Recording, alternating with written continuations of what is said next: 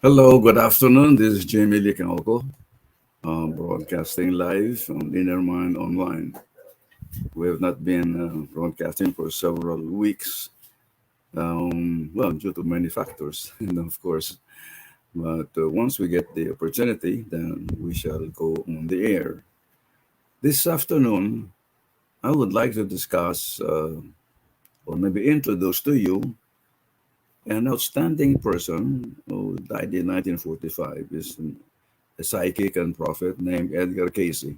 He's not too well known in the Philippines, but all over the world, Edgar Cayce's name is quite familiar with people who are interested in psychic phenomena and prophecy and many other topics.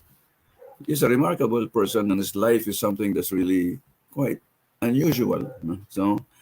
And I was introduced to him in 1970s, in the early 70s, and I started studying, researching on the paranormal phenomena in the Philippines, especially the faith healers and psychic surgeons. So, who is Edgar Cayce? This man on the screen. Uh, how to introduce him is rather well difficult in the sense that he has many characteristics and some very ordinary and at the same time extraordinary ordinary characteristics. I'm going to read my article, which I wrote in Mod magazine in July 1977. Of all, imagine that 1977, when I wrote this article on Edgar Cayce, the reluctant prophet. Reluctant because he did not really want to be one. He didn't even know that he was one. He was born, Edgar Cayce was born, uh, 1987, I think, yes, and he died in 1945 when I was just 5 years old. He was well not known before and during his time. He was born in Kentucky, and but he's more famous now than when he was still walking on Earth. So, scores of books, pamphlets, and articles have been written about him and his extraordinary psychic powers. A foundation called the Association for Research and Enlightenment, ARE, which he established in 1932 in Virginia Beach, Virginia, uh, has been indexing his work. And when he died, he left 14,000, more than 14,200 readings. They call it readings. These are trance messages, no, that Edgar Cayce used to give out while in trance. And he does not know what he's talking about when he wakes up. He asks what he said, and he doesn't know anything. So he has somebody to to write down, stenographically, his what he called readings. There are two kinds of readings that he has left. One is called the physical readings, which is about medical advice. He was the first to talk about holistic healing, alternative healing, and does not usually prescribe drugs or surgery unless it is surgery, unless it is very, very necessary and nothing can be done anymore. But as much as possible, he would prescribe natural remedies for many illness. So he does this. He did this in the 1930s up to 1945. And another type of reading, 2,000, about 2,500 of them, are called life readings. Life readings about anything under the sun. You see, Edgar Cayce was only a seventh or sixth or seventh grader. No? He did not finish high school. He was not too well educated then. But when he is in trance, he can speak about any topic under the sun with complete, how do you call it, authority and accuracy. They have tested or uh, tried to find out whether what he was telling is true, and consistently, he they found out that what he was saying is true, although he never left home, and he never saw the patients. He just given the name and address or location, not really even just where he is, can be found on Earth, and he can give them uh, medical advice or health. So that was Edgar Cayce. But when he is in trance, he can talk about so many different topics that it's not possible for him to have known. He talked about Atlantis, he talked about Lemuria, he talked about Jesus Christ, his life on earth. He talks about the Akashic record, talks about karma, reincarnation, which he didn't believe in at first. Um, Medical advice. What else? So many dreams. Uh, name any topic that you want. And Edgar Cayce had something to say about it in a trance. There is absolutely nothing that he did not know while in trance. So that was what makes him so remarkable. Okay, let me read this. Um, what accounts for Cayce's growing popularity among all classes of people? First, it is partly due to man's inherent desire for satisfactory answer to the mystery of human existence, which traditional religion and philosophy have somehow failed to provide. Neither could science satisfy man's deepest hunger for knowledge, which alone could make him truly free. Western man is today beginning to discover that technology and material wealth alone are not sufficient to ensure man's happiness and well being in its totality. Second, Cayce's popularity and growing acceptance rest not only on the internal consistency of the readings, but also on the remarkable and uncanny way in which his predictions, covering a wide variety of subjects, become very verifiable realities. For instance, he mentioned in 1930s, that Salome, this biblical character, was present during the raising of Lazarus from the dead by Jesus Christ. Long before the Dead Sea Scrolls were discovered in the late 1940s, about 1947, which confirmed it. Again, while in a trance, he prescribed, what's this? He prescribed placing gold leaf on burns. Burns, among burns, Tagalog. No? So, ano, the burns, you know what it is. Long before the Harvard Medical School verified gold's effectiveness in hastening the healing of burns, sunog. Still, another example of Cayce's prediction that part of Atlantis, Posedea, will rise again from the sea and will be discovered by archaeologists. There is now some evidence to support this, of course, it's still controversial, because of the unbelievable effectiveness of his medical suggestions and accuracy of the predictions on a wide range of subjects. Edgar Cayce has been hailed as a miracle man and as the Nostradamus of the 20th century. Nostradamus, many people know, was a 16th century French physician, mystic, and prophet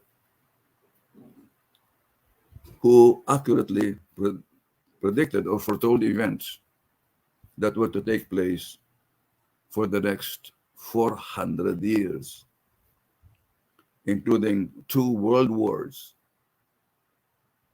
the rise and fall of Hitler, Napoleon, and Mussolini, the Kennedy assassinations, and even the coming of airplanes, the atomic bomb, and moon landings. Mysteriously, however, Nostradamus' prophecies extended only to the 21st century. That's why people thought that uh, during this century that will be the end of the world. But that is not necessarily what it means. Now, who was Edgar Cayce? There was nothing in his background that would have prepared him for future greatness. Neither could we explain the source of his uncanny psychic powers. If we consider only this incarnation of his and completely ignore his past lives. Edgar Cayce was born on March 18, 1877, on a farm near Hopkinsville, Kentucky, of ordinary parentage. Because of financial difficulties, Cayce had to start working very early in life and had to quit school after the seventh grade. His very profound philosophical insights while in trance and his accurate medical diagnosis, sometimes even using a dozen foreign languages that he never even heard of while awake, acquire added mystery and wonder if we consider these facts about him. He was not a very literate nor particularly well-read man. The only book that he ever read over and over again was the Bible. There was also nothing outstanding about his professional career. He worked initially as a salesman in a stationery store, then as a clerk in a bookstore, and later as a professional photographer. On weekends, he taught the Bible at Sunday school. But in certain subtle and most easily recognized ways, Edgar Cayce was different from most boys his age. According to his eldest son, Hewlin Cayce.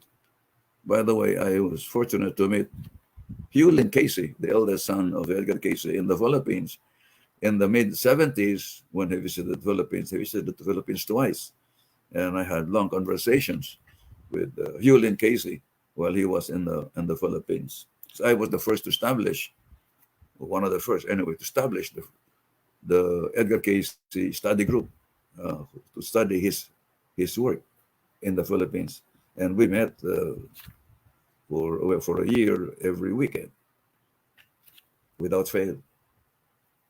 So I met Hewlin Cayce, very nice man. Unfortunately, he died already, and his other son is now heading the organization that he founded, the ARE, or Association for Research and Enlightenment, and the Edgar Cayce Foundation in Virginia Beach. As a child, Edgar Cayce displayed powers of perception which seemed to extend beyond the normal range of the five senses.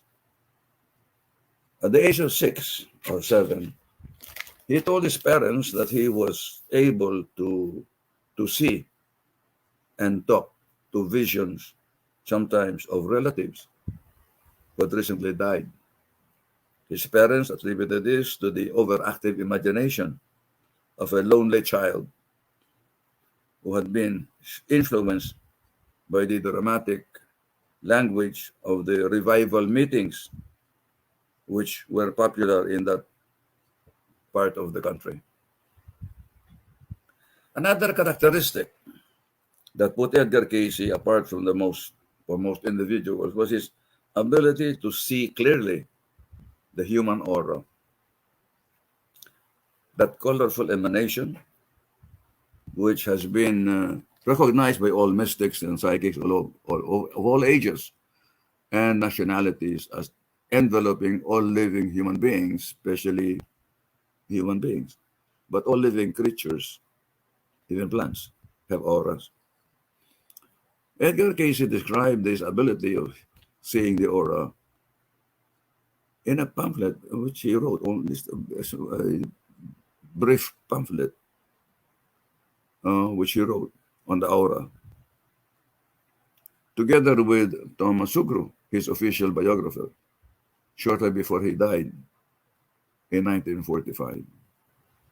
Said Edgar Cayce, I quote, "Ever since I can remember, I have seen colors in connection with people.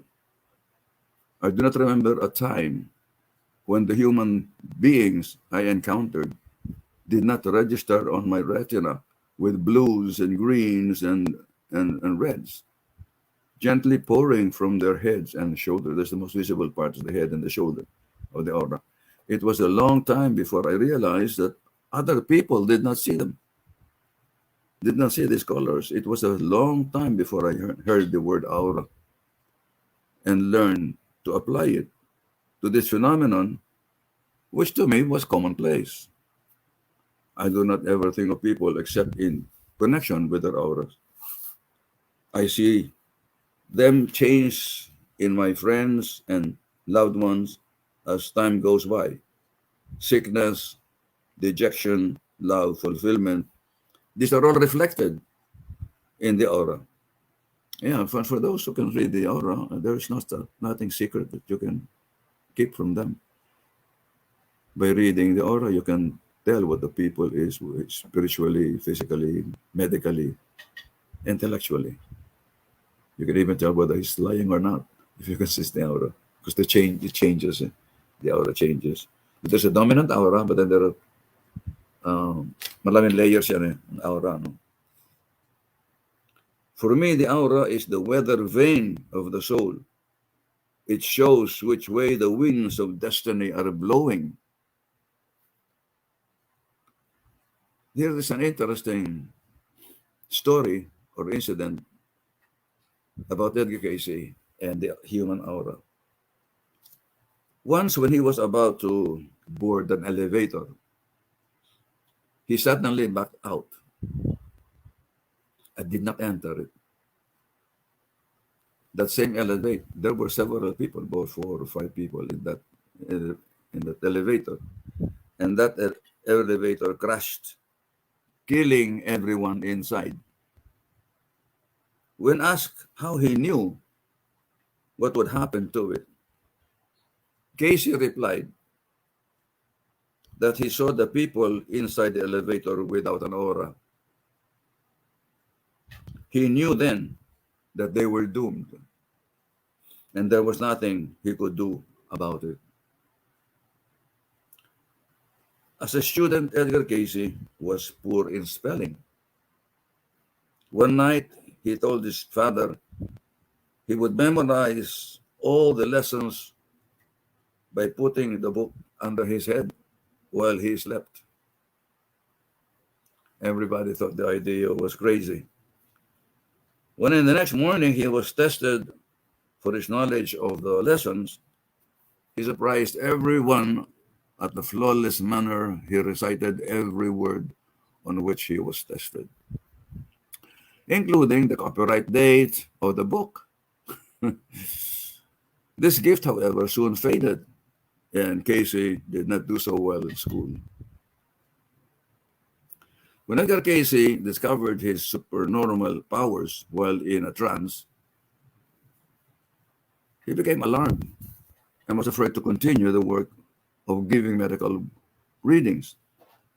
Related Louis Powells and Jacques Berger, an old friend, Al Lane, and his fiancée had to beg him to use his powers, not for his personal ambition, but because he had no right to refuse to help the sick.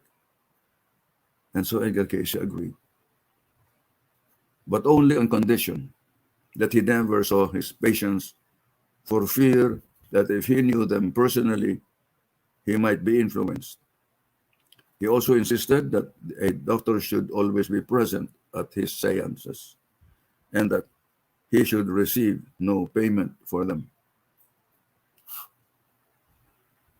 not even a small present.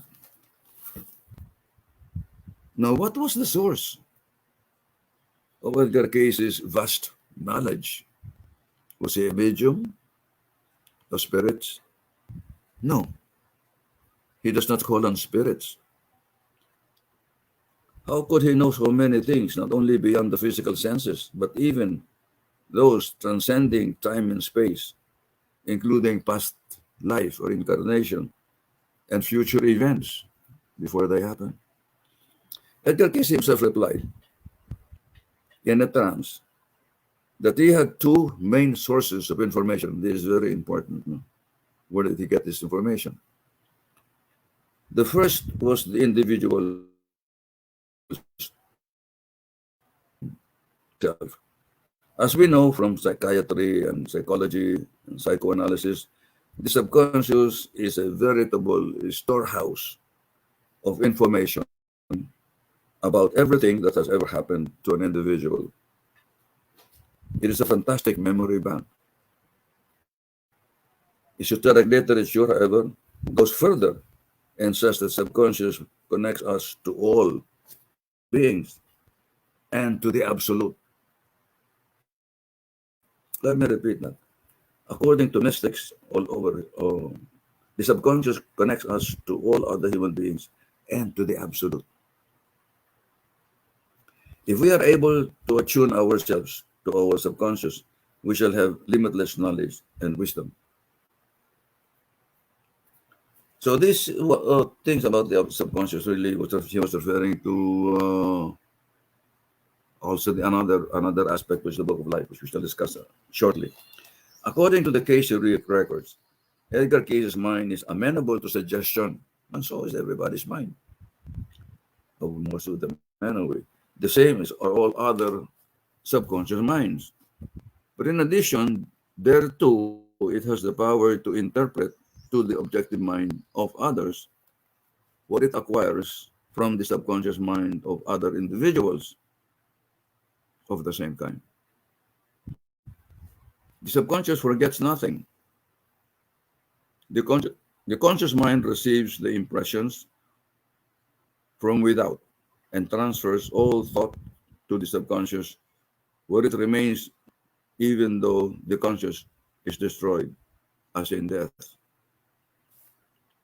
The other source of Cayce's information, according to him while in trance, was what is known as in Hindu philosophy as the Akashic record. Now, this is going to be difficult to define.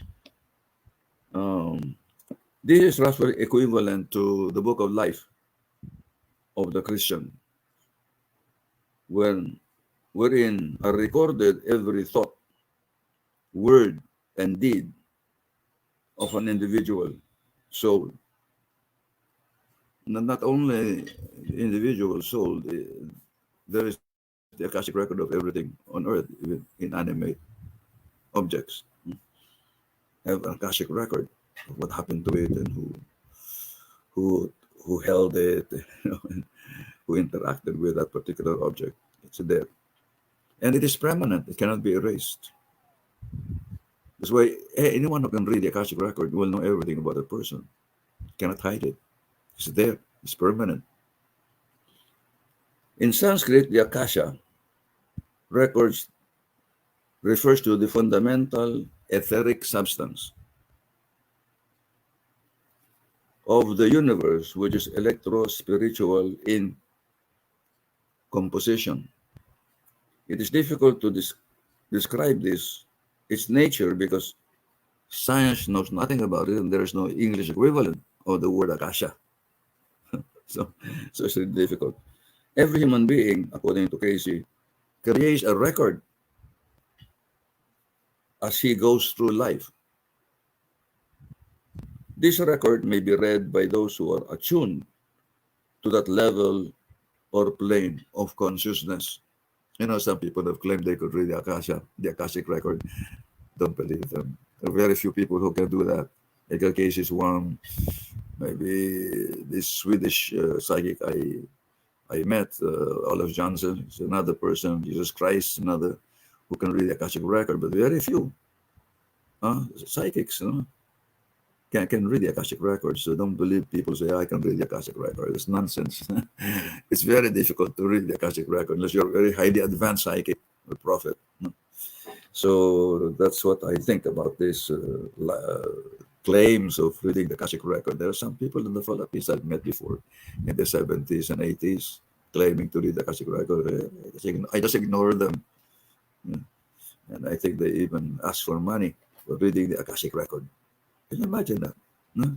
I don't even know whether they can define Akasha. Anyway, let's keep them, let them be. Those instruments that are attuned to such a wavelength may hear what is being transmitted. When Edgar Cayce died of stroke in January 3, 1945, he left over 14,000 documented stenographic records of psychic readings given to more than 6,000 individuals over a period of 43 years. Of this number, 2,500 were life readings, which consisted of Cayce's answer to metaphysical and theological philosophical questions pertaining to contrasted to physical readings, which pertain to health and physical well-being.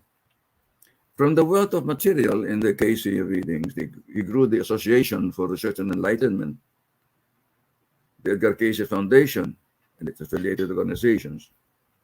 The ARE Press, the foundation, is presently engaged from the time on that after he died, collecting, cross-indexing the 14,246 readings for ready reference. And I had borrowed some of the readings when I was a member of this ARE in the 1970s. The broad subject matter almost blankets the field of human thought and knowledge, from the value of peanuts to the meaning of resurrection, from how to get rid of pinworms to the Last Supper. Today, in many parts of the world, including the Philippines, there are Edgar Cayce, and we're in the 1970s and 80s. There's no longer any Edgar Cayce study group in the Philippines. The Edgar Cayce study group and meditation group, which attempt to apply the Edgar Cayce reading teachings in their daily lives. For me, Edgar Cayce has confirmed many of the age-old, though largely unprovable teachings of the masters, of the Eastern masters and sages, regarding the continuity of life through a series of incarnations, the presence of an immutable and universal law of spiritual cause and effect called karma, and the ultimate perfectibility of the human being. As the research on the readings are continually made, their importance for mankind and their validity seem to grow. No other man in history, said little Robinson, left the world a stranger legacy. So that's Edgar Cayce. Now what I'd like to do is to read some excerpts from his readings, mainly on different topics, including medical, business advice, scholars, athletics, etc. So you'll have a sense of what he did during his lifetime. What kind of topics he talked about. These are only a few samples of the many topics, and he could discuss any topic at all. But here are excerpts from the Edgar Cayce readings. Athletics. Then for the entity, the lesson that play as well as labor, the emptying of self mentally is as necessary as is the proper elimination from the system to destroy used and refuse matter. For to force the mental when the physical or the mental becomes stale by worry or by conditions that prevent the full action of the whole coordinated spiritual element is to bring destructive forces that are as abhorrent as the conditions seen in one of the physical life, in young and in the primary life, brought down by those conditions as are viewed. What is it trying to say here? Uh, it talks about the emptying of self mentally as necessary in the proper elimination. In other words, the mind affects the physical health of a person very, very strongly. So if you keep your mind positive and well, then it follows that your body will also become well. Allergy, according to Cayce. To be sure, individuals may become allergic to certain conditions because of excess of certain elements in the body. So that's the cause of allergy, excess of certain elements. But but these are rather exaggerated. If you imagine it, you can be allergic to most anything if you want to, according to him. Now, regarding attitude towards disease, to be sure, influence, attitude often influence the conditions of the body. No one can hate his neighbor and not have a stomach or liver trouble. No one can be jealous and allow the anger of same and not have upset digestion and heart disorder. Know that there is within itself all healing that may be accomplished for this body. For all healing must come from the divine. Now, let me see. Business advice. Know in thy forming of policies and attitudes towards others that there are immutable laws, and that what you would give out, ye would have any semblance of success or a growth within thy own experiences must be constructive in nature. Oh, okay. Also know that what you saw in mental, material, and physical relationships will be measured back to you again. This should be the basis of your policies and your attitude, of your dealings with others. The golden rule, in other words, what he's saying. Colors. He has some advice on colors. Color itself is vibration, just as much vibration as, or even more than music. Really. We will find the colors influence the entity a great deal, more even than musical forces, in its tone. That is something new. I didn't know this. Drabs or certain greens have an effect that is almost that to bring that almost brings illness to the individual physical body, while the purpose of violets or shades of tan bring an exultant influence. Now he's talking about the influence of colors in our body. And then there have been scientific studies later on in the 20th century, 21st century, regarding the effect of colors. There's such thing as a color therapy. And according to one study I read a long time ago, in the mental hospital, when they changed the color, or in hospitals in general, when they changed the color of the room, uh, there was greater cases of recovery from illness, and the mood of the people in there, the patients and also the nurses and doctors, changed to something more positive. There was also a case of a bridge that was called the Suicide Bridge. I think this in London. Yeah, I think it's in Europe. That is called the Suicide Bridge. There, many people will jump from that bridge to commit suicide. It's colored black. Then somebody thought of changing it to another color. I forgot which color, but he changed it to this color, and miraculously, the the number of suicides is significantly diminished after changing the color. All right, common colds. A body is more susceptible to cold with an excess of acidity or alkalinity. So if there's no balance between the two, acidity or alkalinity, but more susceptible in case of excess acidity, for alkalizing effect is destructive to the cold germ. Yung pala, no? Making yourself more alkaline can help solve colds. When there has been in any time an extra depletion of the vital energies of the body, it produces the tendency for excess acidity. When there has been an any time an extra depletion of the vital energies in the body, it produces the tendency for an excess acidity, and it may be throughout any portion of the body. Okay, now he talked about karma. Learn this lesson well. The spiritual truth criticize not unless you wish to be criticized. For with what measure ye meet is measured to thee again. That sounds like a biblical statement. Judge not that you may not be judged.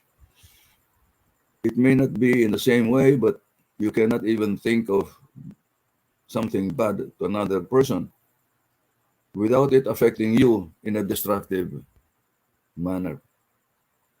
Think well of others, and if you cannot speak well of them, don't speak at all. But don't think of it either. Okay. No, it's just something about Coca-Cola. It's interesting. If it is taken, Coca-Cola, if taken without carbonated water, will be beneficial for purifying the kidneys and bladder disorder. The Coca-Cola company will be happy to know this. Buy or have the syrup prepared and add plain water to this. That's his suggestion to help kidney, to help purify the kidney. As to the, no, that's the predictions that he made. As to the changes physical again, the earth will be broken up in the western portion of America. Western, that's in the area of California. Western. Because eastern is New York, New Jersey. No. As to the changes physical again, the earth will be broken up in the western portion of America. Wow, my daughter is there in the California. The greater portion of Japan must go under the sea. The upper portion of Europe will be changed in the twinkling of an eye. Land will appear off the coast, of the east coast, of the east coast of land will appear near the New York area. The upper portion of Europe will be changed in the twinkling of an eye. There will be upheavals in the Arctic and the Antarctic. I think this is happening now. That will make for the eruption of volcanoes in the torrid areas. And there will be the shifting then of the pole. I think this has happened once, but there is going to be another shift in the poles. So that where there have been those of frigid or semi-tropical will become more tropical, and most fern will grow. And this will begin in those periods in 58 to 1998, when this will be proclaimed as the periods when his light will be seen again in the clouds. We don't really know when it's going to happen. He said indicated here, but he said it's going to happen, so we have to be better be prepared for it because most of his predictions came true. So that's Edgar Cayce, and I'd like to thank you for listening, and we'll have another broadcast 1 week from now if we have time for it. So thank you very much. This is Jaime Licaco signing off, and then please watch out for the announcement in our seminars and books. Thank you. Over and out. Okay.